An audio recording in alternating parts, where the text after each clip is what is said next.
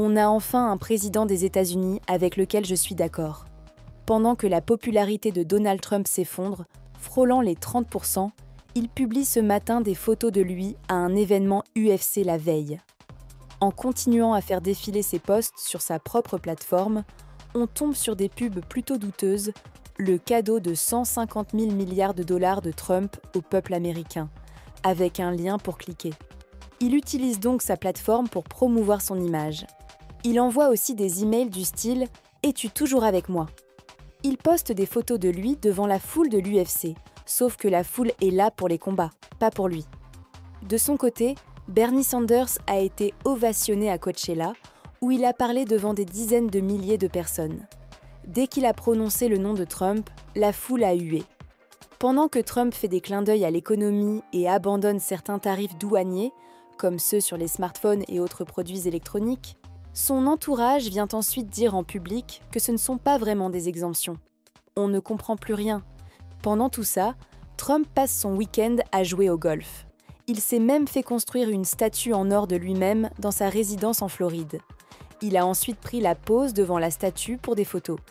Et la Maison-Blanche a osé dire que ses victoires au golf sont des preuves de bonne santé. On croirait entendre Kim Jong-un. Sur le front économique, la Chine se renforce, augmente ses tarifs douaniers jusqu'à 125%, renforce ses alliances et se moque des États-Unis.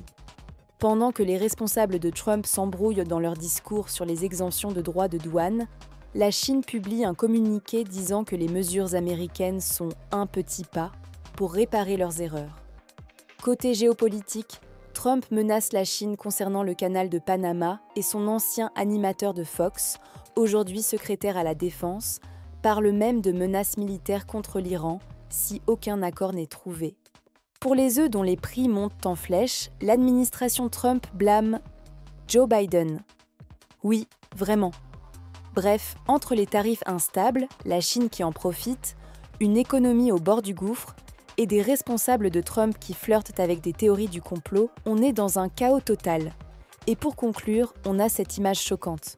Un envoyé américain posant sa main sur le cœur devant Poutine, tandis qu'un autre responsable trumpiste le salue comme un héros, relayé par Marco Rubio, désormais secrétaire d'État, qui partage des publications de conspirationnistes niant le 11 septembre.